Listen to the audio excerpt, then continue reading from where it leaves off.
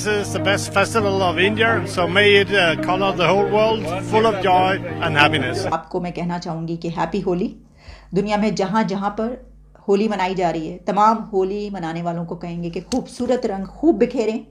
Spread colours not hatred, नफरत नहीं बल्कि हमें रंग बिखेरने चाहिए। Australian Prime Minister Anthony Albanese is scheduled to visit India from March 8 to 11. इंतहा हो गई इंतजार की, ये IMF क्यों हमें छेड़ा भाई?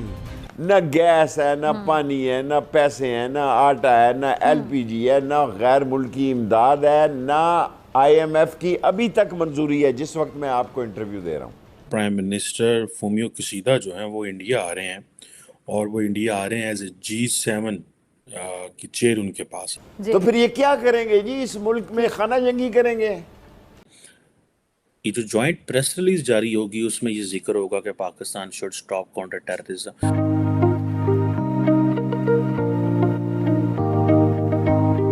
इंडिया में बहुत हैं, बाकी जिन अमेरिका, ऑस्ट्रेलिया, हर जगह से आप सबको होली मुबारक। हेलो फ्रेंड्स, जय हिंद। हिंदुस्तान स्पेशल में आपका स्वागत है दोस्तों। रंगों के त्योहार होली का खुमार विदेशी राजनयिकों के सिर चढ़कर बोला। केंद्रीय विदेश राज्य मंत्री मीनाक्षी लेखी ने सोमवार को दिल्ली में होली महोत्सव 2023 की मेजबानी की। कई राजनयिक और अन्य लोग समारोह में शामिल हुए और होली के गानों पर जमकर डांस किया। इस कार्यक्रम के वीडियो में राजनीतियों को रंग बरसे गाने पर नाचते हुए देखा जा सकता है। भारत में अर्जेंटीना के राजदूत ने कहा कि यह एक बहुत ही खूबसूरत अवसर है और हम इसे आप सभी के साथ मनाकर खुश हैं। G20 में ग्लोबल साउथ के एजेंडे को रखने में भारत बहुत महत्वपूर्ण भूमिका निभा रहा है। अर्जेंटीना भारतीय अध्यक्षता का समर्थन करता है। ग्रीस के राजदूत ने कहा कि यह भारत में मेरा पहला साल है और होली मनाने का पहला अनुभव है। मुझे ये एक अद्भुत उत्सव लगा। G20 में भारत की अध्यक्षता को लेकर उन्होंने कहा कि मुझे यकीन है कि वह अपने लक्ष्य को प्राप्त कर लेंगे। ऑस्ट्रेलिया के प्रधानमंत्री एंथोनी अल्बनीज भी होली के दिन समारोह में शामिल होंगे। आपको मैं कहना चाहूँगी कि हैप्पी होली।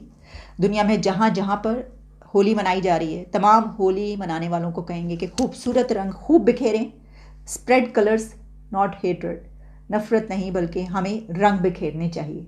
तो ये एक बहुत ही खूबसूरत त्यौहार होता है। तो हमारे मुल्क के अंदर जो भी मना रहा है, हिंदू कम्युनिटी हैं, हिंदू बहन भाई हैं या कोई और जो भी मना रहे हैं, उन सबको हम हैप्पी होली कहते हैं। और पाकिस्तान से बाहर पूरी दुनिया में जहाँ पर भी होली मनाई जा रही है, और हमारे व्यूअर्स इंडिया में बहुत हैं, बाकी जिन अमेरिका, ऑस्ट्रेलिया, हर जगह से आप सबको होली मुबारक। इस वक्त जनाब जो ख़बर मेरे सामने है वो आपके सामने रखते हैं।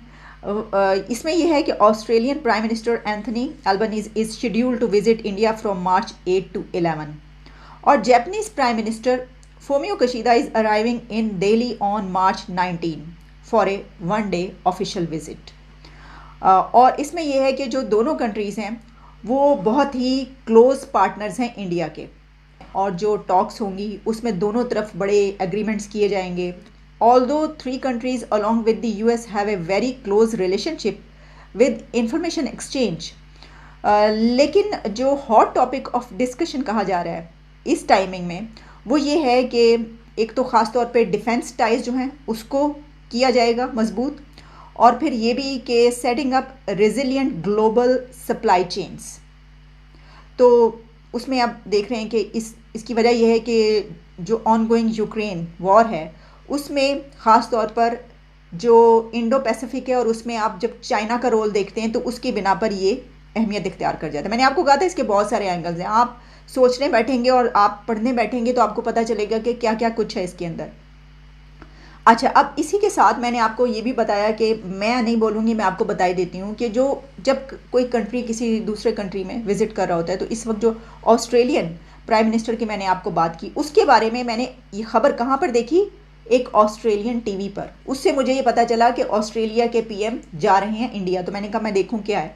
तो उसमें जो होस्ट और गेस्ट हैं वो जो बात कर रहे हैं, तो गेस्ट से होस्ट ने ये पूछा है कि आप बताइए कि हमारे जो PM हैं वो इंडिया जा रहे हैं, तो क्या है इसमें, एजेंडा क्या है और क्या होने लगा। तो आप ज़रा सुनिए कि जो गेस्ट हैं वो इस अपने विज़िट यानी अपने PM के विज़िट के बारे में क्या फरमा रहे हैं, क्या कह रहे हैं।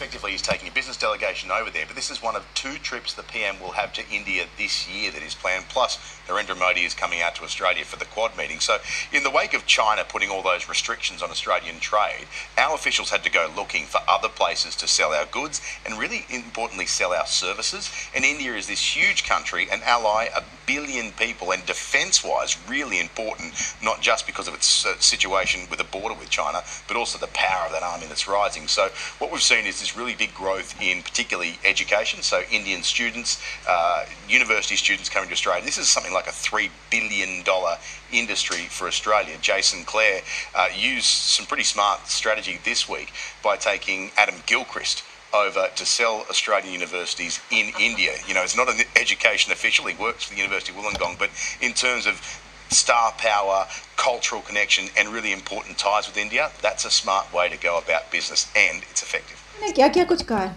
उन्होंने बताया है कि कितना बड़ा वो कंट्री है, हमें उनसे कैसे कैसे फ़ायदे हो सकते हैं और $3 बिलियन की जो एजुकेशन इंडस्ट्री है उसमें हम क्या दोनों कंट्रीज़ मिलके कर सकते हैं और हमारे लिए एक बहुत ही बड़ा ये टाइम है और मोमेंट है। और साथ में उन्होंने क्या कहा है, उन्होंने कहा है कि चाइना की बात की है कि क्योंकि चाइना से जो है वो अब गुड्स उसके बजाय जो है हम इधर से हम क्यों ना अपना वो करें।